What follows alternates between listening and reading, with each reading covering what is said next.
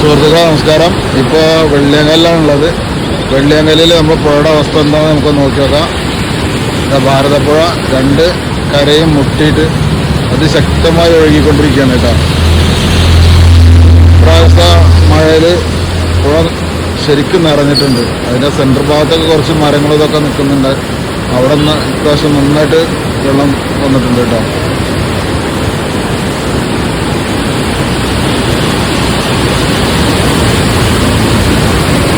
അതിശക്തമായ കുത്തി ഒഴുക്കാണ് കേട്ടോ.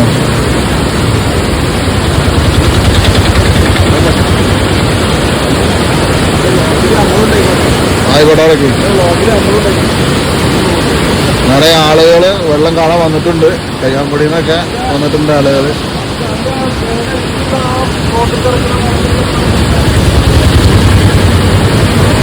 ഇനി നമുക്ക് പുഴയുടെ മറ്റൊരു ഭാഗത്തേക്ക് പോയി നോക്കാം.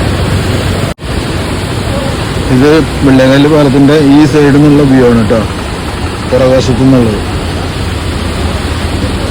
പുഴ അതിന് നന്നായി നിറഞ്ഞു നിൽക്കുന്നുണ്ട്.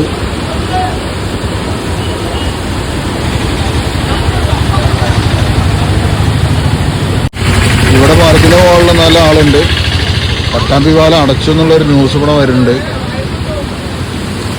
ഇവിടുന്ന് പുഴ കാണാൻ അതിഭീകരമാണ് കേട്ടോ. വെള്ളം കുത്തി ഒഴുകുന്നത് കാണാൻ കുറച്ചൊരു ഭയാനകമായി തോന്നും.